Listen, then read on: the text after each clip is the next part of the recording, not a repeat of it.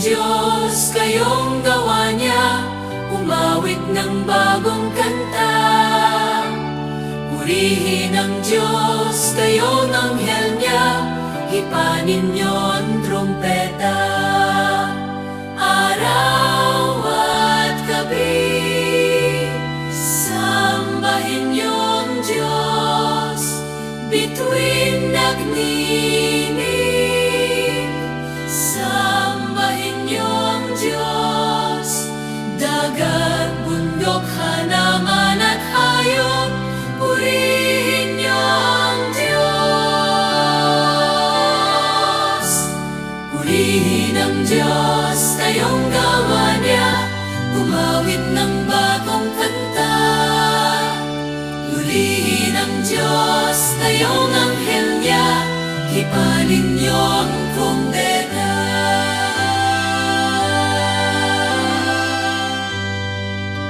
Sa ngalan ng Ama, ng Anak, at ng Espiritu Santo. Amen. Sumainyo ang Panginoon.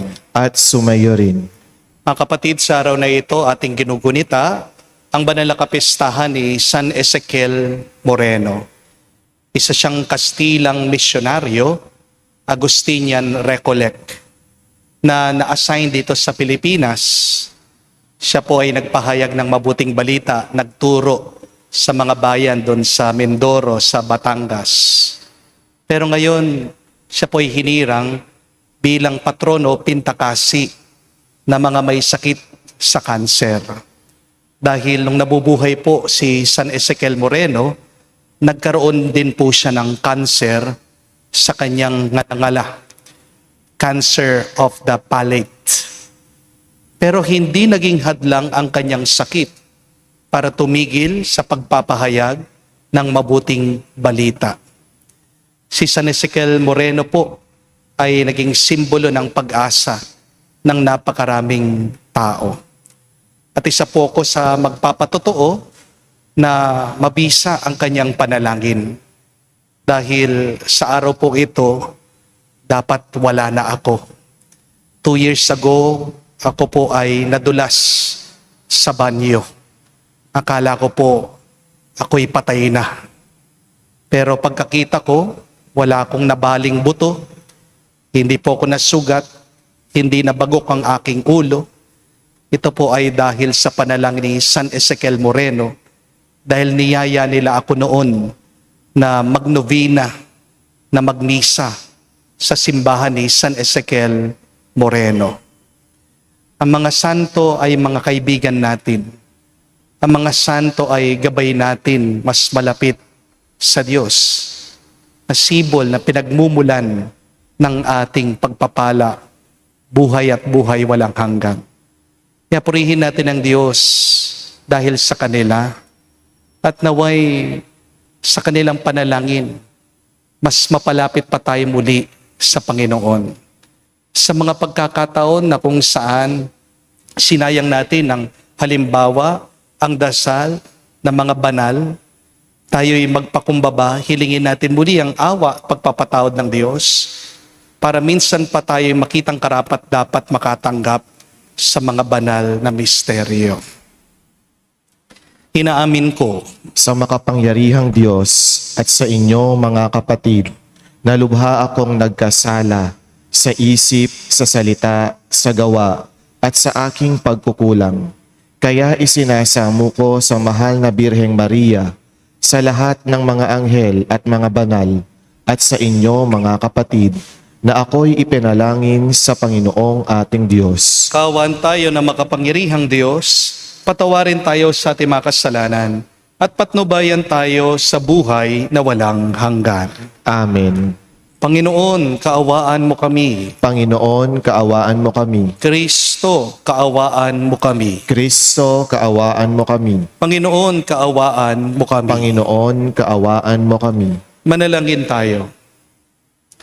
Ama naming makapangyarihan, dahil sa natatanging sigasig at malasakit ni San Ezequiel Moreno upang sa lahat ang mabuting balita ay maihatid. Ang iyong sambayanan ay binigyan mo ng malawak na saklaw sa daigdig bilang tugon sa kanyang pagdalangin. Lagi nawang magkaroon ng bagong bugso ng pananalig at kabanalan sa pamagitan ni Jesucristo kasama ng Espiritu Santo, magpa sa walang hanggan. Amen.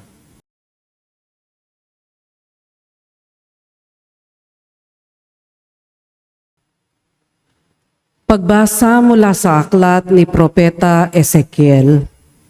Sinabi sa akin ng Panginoon, "Tao, magpahayag ka laban sa mga pinuno ng Israel. Sabihin mong ipinasasabi ko, nakatakda na ang parusa sa inyo, mga pinuno ng Israel. Sarili ninyo ang inyong iniintindi at hindi ang mga tupa. Iniinom nyo ang gatas, nagdaramit kayo ng lana, nagpapatay ng mga pinatabang hayop, ngunit hindi nyo pinakakain ang mga tupa. Bakit hindi nyo pinalalakas ang mahihina, ni ginagamot ang mga may sakit, ni hinihilot ang mga pilay? Bakit hindi nyo hinahanap ang nawawala, ni binabalik ang nalalayo? Sa halip ay ginagamitan ninyo sila ng kamay na bakal. Sila'y nangangalat at nilalapa ng mababangis na hayop, pagkat walang pastol. Ang mga tupa ko'y nagkalat sa mga bundok, burol at sa lahat ng panig ng daigdig, ngunit walang ibig humanap sa kanila. Dahil dito, mga pinuno, dinggin ninyo aking sinasabi, ako ang Diyos na buhay. Ang mga tupa ko'y pinipinsala at nilalapa ng mababangis na hayop, pagkat walang nangangalaga. Hindi hinahanap ng mga pastol ang aking mga tupa. Sa halip na alagaan nila ang mga ito, ang sarili nila ang binubusog. Kaya nga makinig kayo mga pastol, pakinggan ninyo itong aking sinasabi, laban ako sa inyo. Pananagutan ninyo ang nangyayari sa aking mga tupa. Hindi ko na kayo gagawing pastol upang hindi na niyo mabusog ang inyong sarili. Ilalayo ko sa inyo ang aking mga tupa at hindi na niyo mapakikinggan ang mga ito. Ito ang pinasasabi ng Panginoon. Ako mismo ang maghahanap at mag-aalaga sa aking mga tupa. Ang salita ng Diyos. Salamat sa Diyos. Pastol ko'y Panginoong Diyos, hindi ako magdarahop. Pastol ko'y Panginoong Diyos, hindi ako magdarahop. Panginooy aking pastol, hindi ako magkukulang. Ako'y pinahihimlay sa mainam na pastulan at inaakay niya ako sa tahimik na batisan. Binibigyan niya ako ng bagong kalakasan. Pastol ko'y Panginoong Diyos, hindi ako magdarahop. At sang-ayon sa pangako na kanyang binitawan, sa matuwid na landasin doon ako'y inaakay.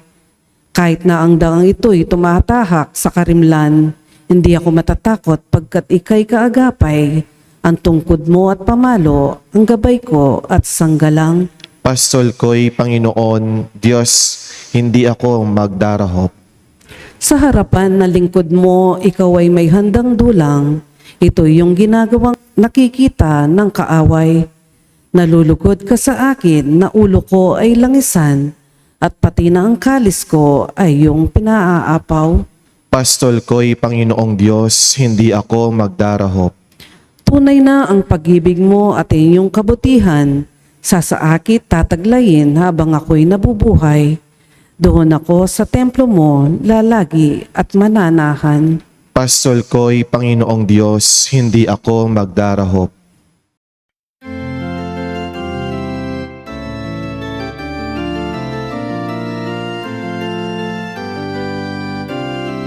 Alleluia, alleluia. Alleluia, alleluia. Alleluia, alleluia. Alleluia, alleluia. Alleluia, alleluia.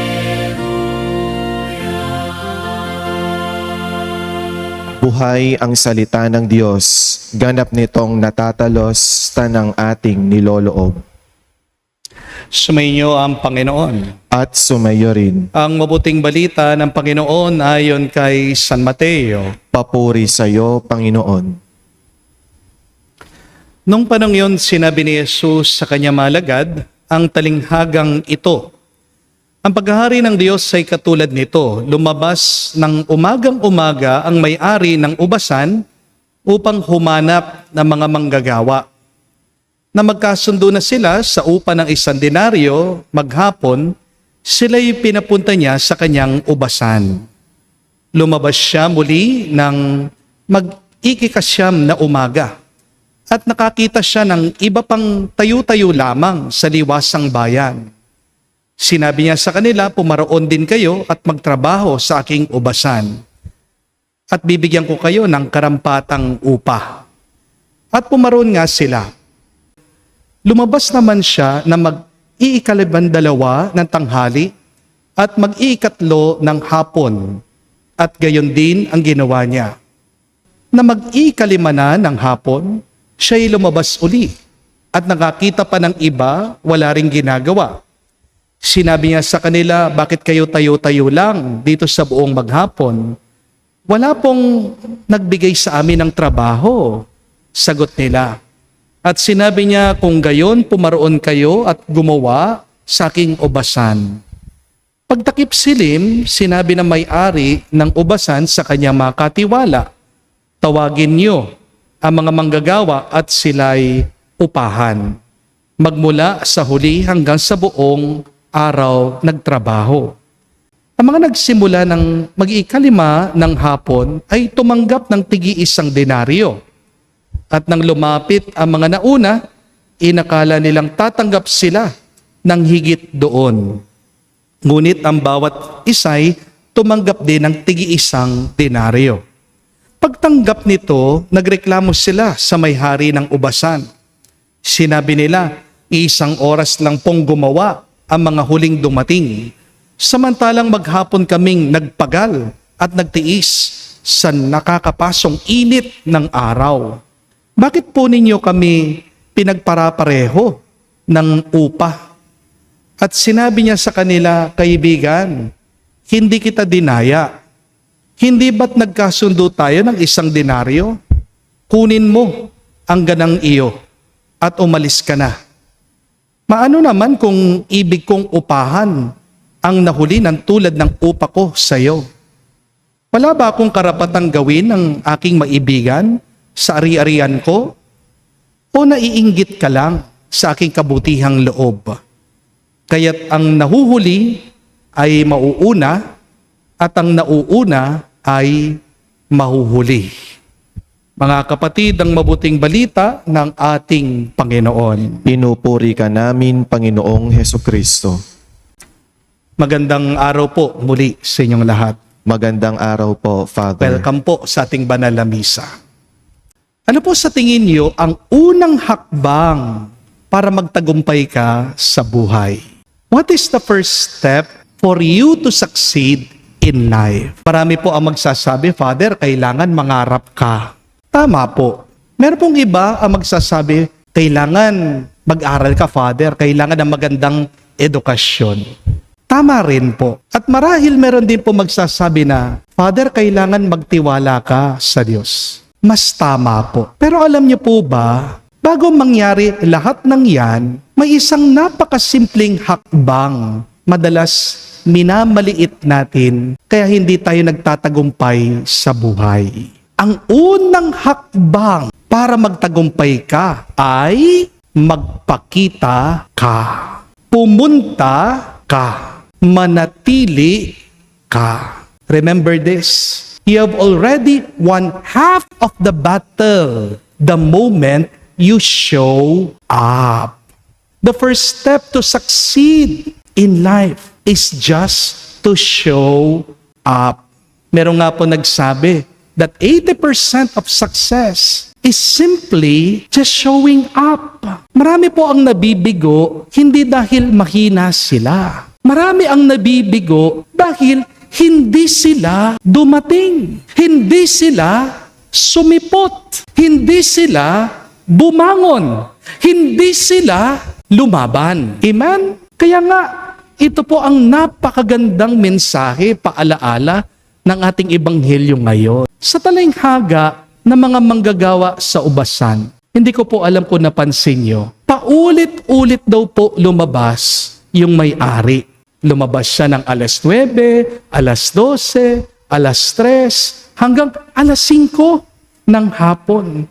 Parang hindi po napagod na naghahanap itong may-ari. Parang binigyan niya ng pagkakataon lahat ng mga taong nakita niya doon sa liwasan ng bayan. At ang mga huling tinawag niya, actually sila po yung mga ayaw kunin ng ibang tao. Para po maunawaan niyo, nung pong unang panahon kasi, panahon ng ating Panginoong Jesucristo, kung gusto mong magkaroon ng trabaho, lumabas ka lang, tumayo ka sa tabi ng palengke. Pero siyempre, yung mga nagpapagawa ng mga bahay, sino pong unang kukunin nila na trabahador? Yung mga malalakas, yung mga maliliksi, yung mga bata-bata. Hindi po ba?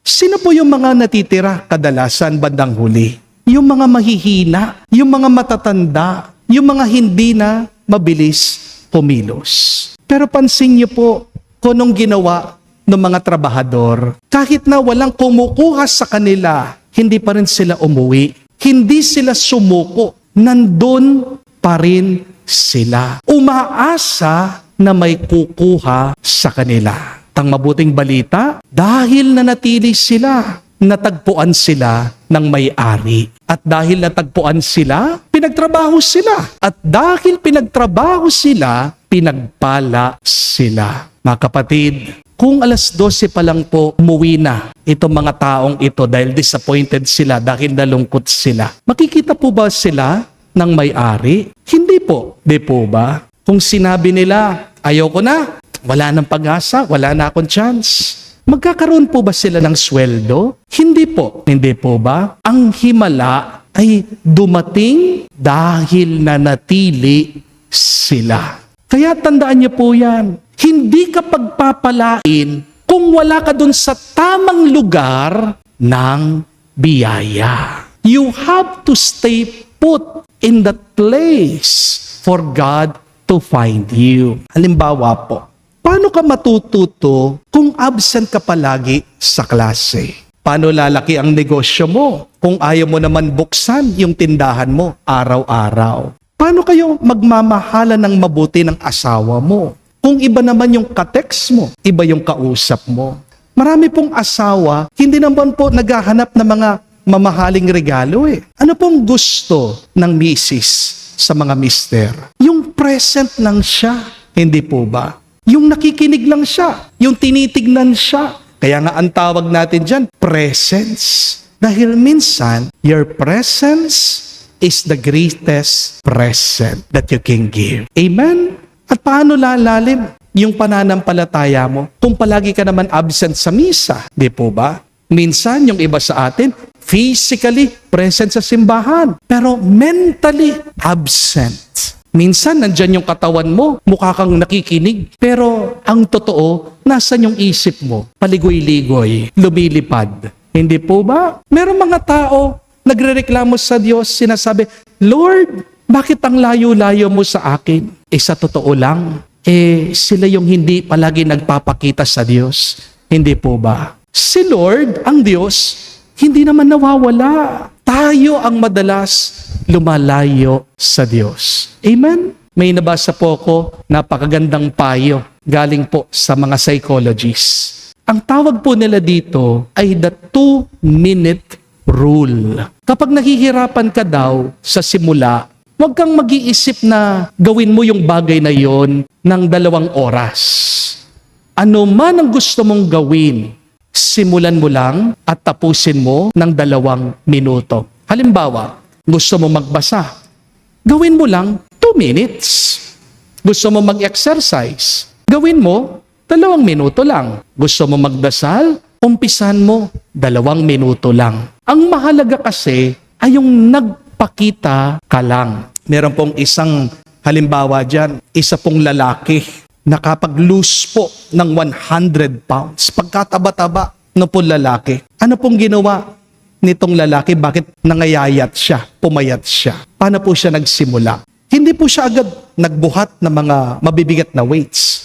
Hindi po siya agad tumakbo. Alam mo yung ginawa ng lalaki? Araw-araw, for 2 minutes, pumupunta lang po siya doon sa gym.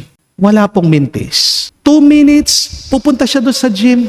Una, uupo lang siya. Iinom ng tubig, uuwi na. Mukhang wala pong nangyari. Pero alam nyo, yung araw-araw na ginagawa niya, nakabuo po ng habit ng ugali sa kanya. Nakasanayan niya, hinahanap ng kanyang katawan, yung pag-gym. Hanggang inumpisa niya, 2 minutes, nagbubuhat ng barbell. 2 minutes, nandun sa treadmill.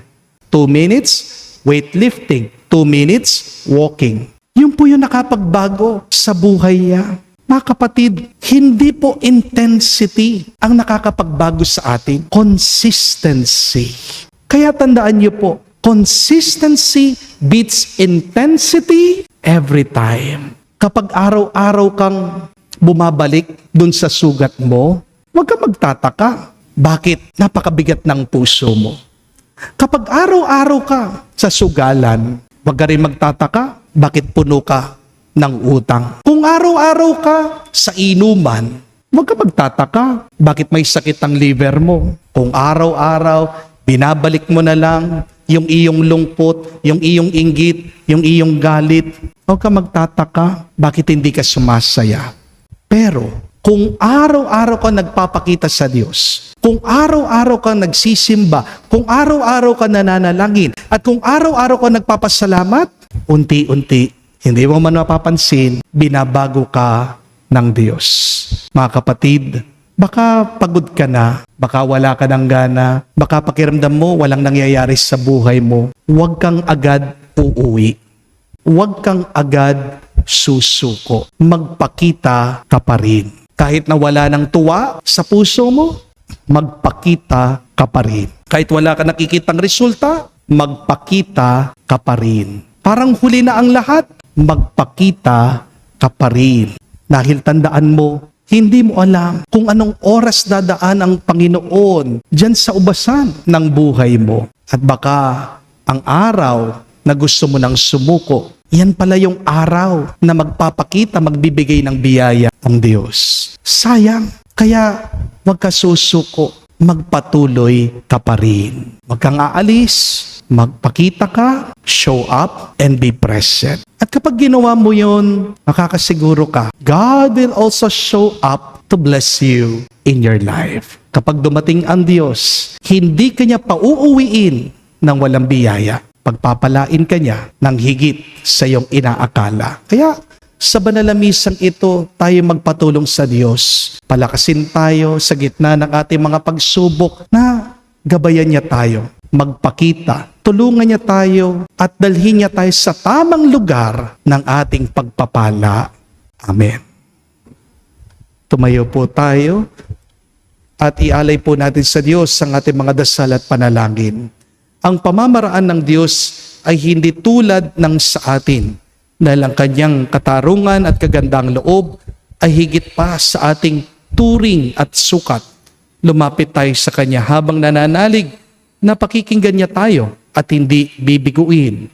Ating sabihin, Panginoon, dinggin mo kami. Panginoon, dinggin mo kami. Ang simbahan sa pamamagitan ng kanyang mga misyonero at tagapagpahayag, naway maipalaganap ang ebanghelyo ng Panginoon ng may katapangan at pagtitiyaga. Manalangin tayo sa Panginoon. Panginoon, dinggin mo kami.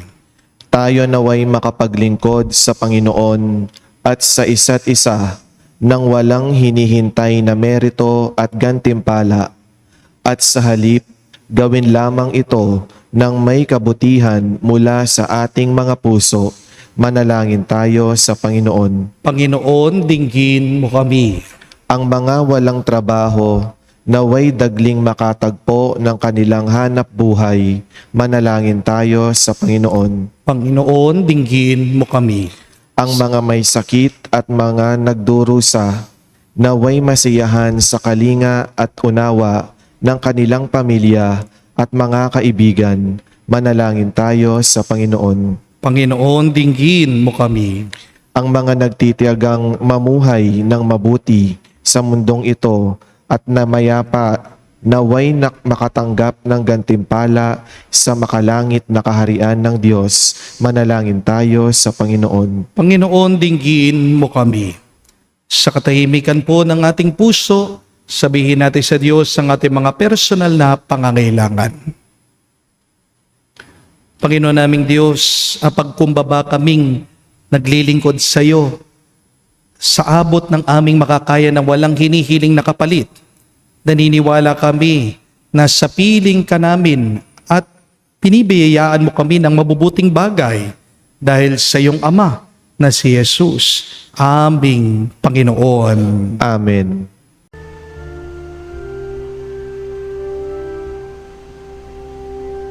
Lord, we gather today in your house. We kneel down and pray. We ask for your mercy as we open our hearts to receive your forgiveness, O Lord.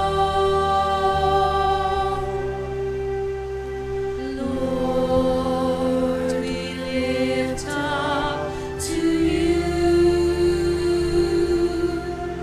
all these gifts we offer for your glory. We will eat this living bread. We will drink this saving cup and feel your presence, O Lord. As we offer this bread and as we bring you this wine, bless them, Lord Jesus. Feed us now, give us life. Send us your Spirit, the source of our lives, and together we will serve you with love. Panalangin kayo mga kapatid, para ang ating mga paghahain ay kalugdan ng Diyos amang makapangyarihan. Tanggapin nawa ng Panginoon itong paghahain sa iyong mga kamay, sa kapurihan niya at karangalan, sa ating kapakinabangan at sa buong sambayanan niyang banal. Ama naming lumikha, paunlakan mo ang aming mga panalangin at pagbigyan mo kami makalaya sa tanang pagkamasuwain upang sa kadalisayan iyong bigay sa aming magampanan ang paghahaing naglalahad ng aming paglilingkod sa iyo sa pamagitan ng Jesucristo kasama ng Espiritu Santo magpasawalang hanggan. Amen. Sumainyo ang Panginoon. At sumayo rin. Itaas sa Diyos sa inyong mga puso at diwa. Itinaas na namin sa Panginoon. Pasalamatan natin ang Panginoong ating Diyos. Marapat na siya ay pasalamatan. Ama namin makapangyarihan, tunay nga marapat ikaw ang aming pasalamatan sa pamagitan ni Jesucristo na aming Panginoon. Ngayon si San Ezekiel Moreno na pinararangalan sa pamumuhay niyang totoong uliran ay pagiging maasahan sa pananungkulan, kaya't si Jesucristo na maaasahan sa katapatan ay inihahayag sa pangangasiwa ng sambayanan. Ang malasakit na mga ulirang tagapangasiwa noon ay nagpapatuloy mapaghanggang ngayon. Sa mga panalangin kanilang iniuukol, kaisa ng mga sambayanan mo dito'y nagtitipon. Kaya kaisa ng mga anghel nagsisiawit ng papuri sa iyo. Nang walang humpay sa kalangitan, kami nagbubunyi sa iyong kadakilaan.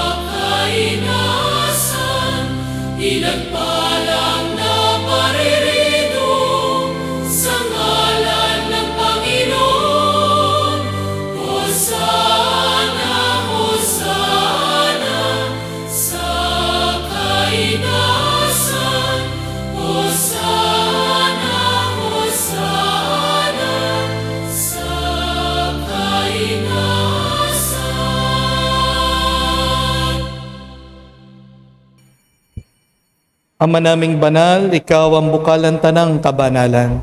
Kaya't sa pamagitan ng iyong Espiritu, gawin mong banal ang mga kaloob na ito upang para sa amin maging katawan at dugo ng aming Panginoong Heso Kristo.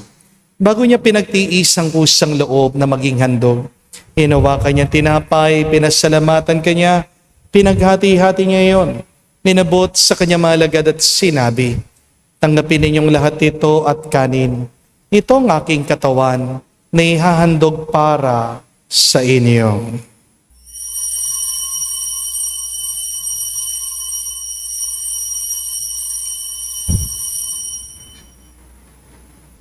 Gayon din naman na matapos ang hapunan, hinawakan niyang kalis. Muli kanyang pinasalamatan. Nabot niyang kalis sa kanyang malagad at sinabi, tanggapin ninyong lahat ito at inumin. Ito ang kalis ng aking dugo, ng bago at walang hanggan tipan. Ang aking dugo na ibubuhos para sa inyo at para sa lahat, sa pagpapatawad ng mga kasalanan.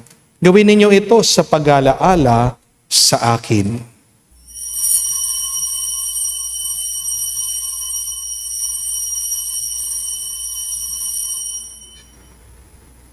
Ang misteryo ng pananampalataya.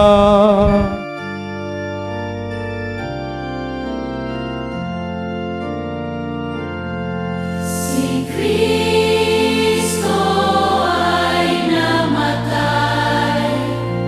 Si Kristo ay nabuhay.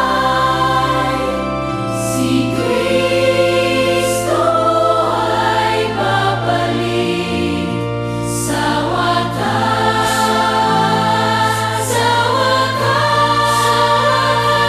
sa wakas ng panahon.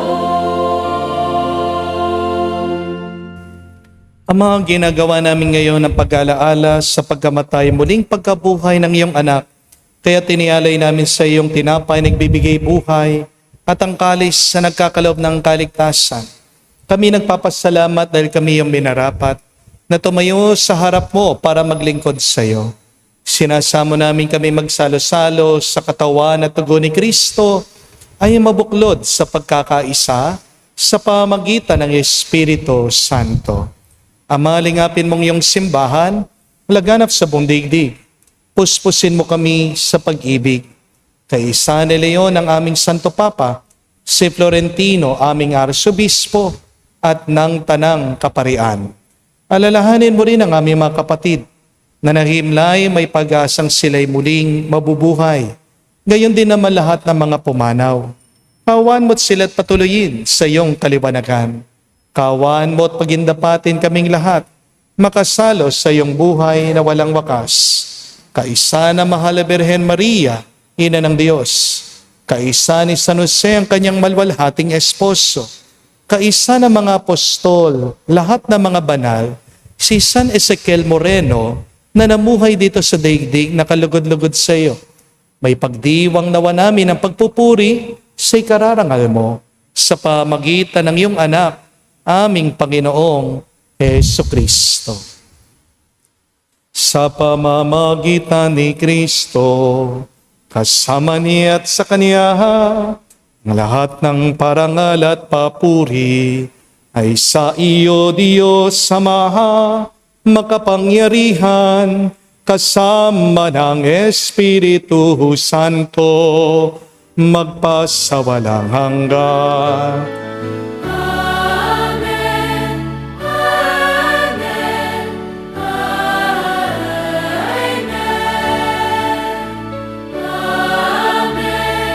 Amen. Amen. Sa nakagaling na utos sa turo ni Jesus sa Panginoon natin at Diyos, ipahayag natin ang lakas loob.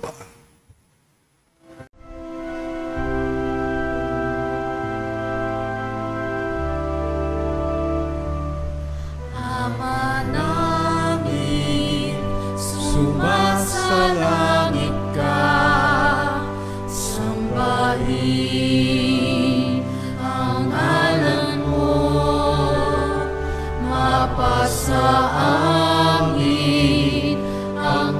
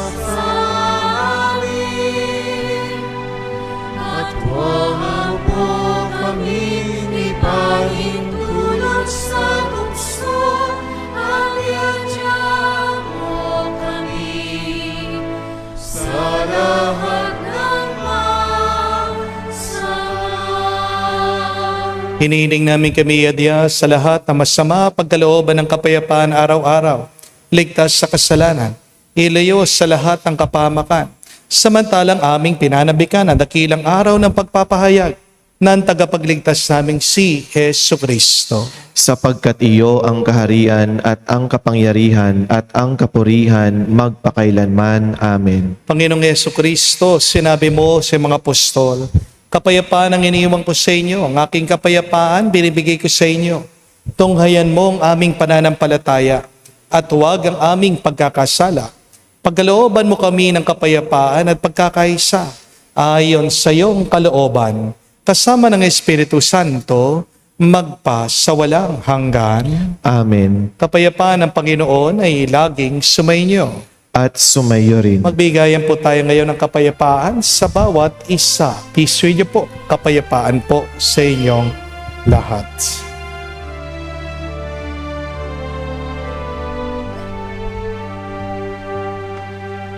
Cordero ng Diyos na nag-aalis ng mga kasalanan ng sanlibutan, maawa ka sa amin. Maawa ka sa amin. Cordero ng Diyos na nag-aalis ng mga kasalanan ng sanlibutan, maawa ka sa amin. Maawa ka sa amin. Cordero ng Diyos na nag-aalis ng mga kasalanan ng sanlibutan, ipagkaloob mo sa amin ang kapayapaan.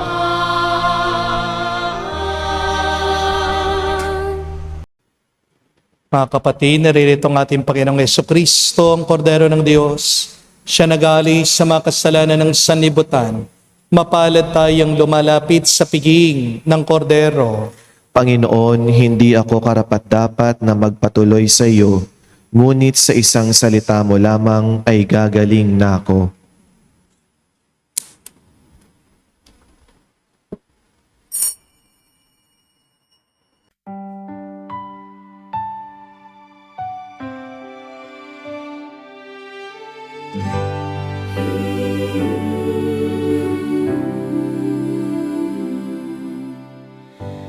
Panginoon, narito ako, pusong bukas sa iyong tawag.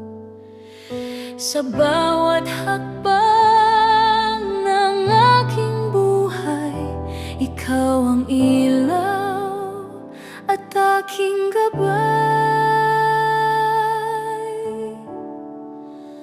Narito ako, handang sumunod sa iyo, buong buhay ko'y iniaalay sa iyo, sa iyong pag-ibig. Ako'y maglilingkod, sa iyong kalooban ako'y tutugon. Ikaw lamang ang susundin ko.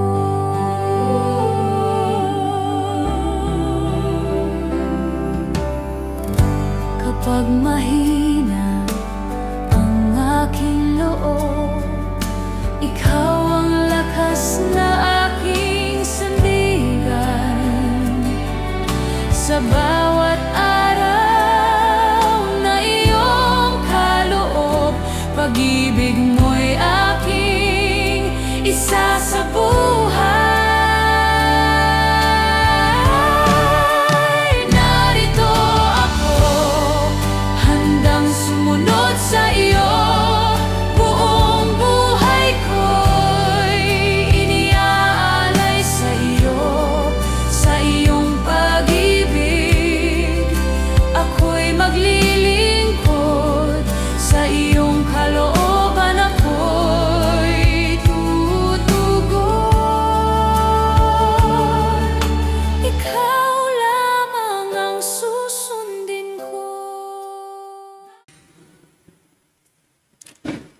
Manalangin tayo.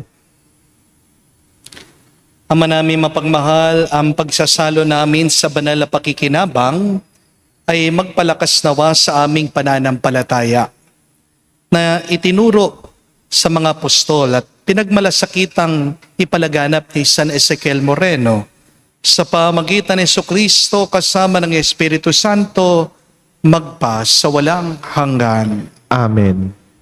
Ang kapatid, tandaan nyo, ang unang hakbang para tayo'y magtagumpay ay yung magpakita lamang tayo.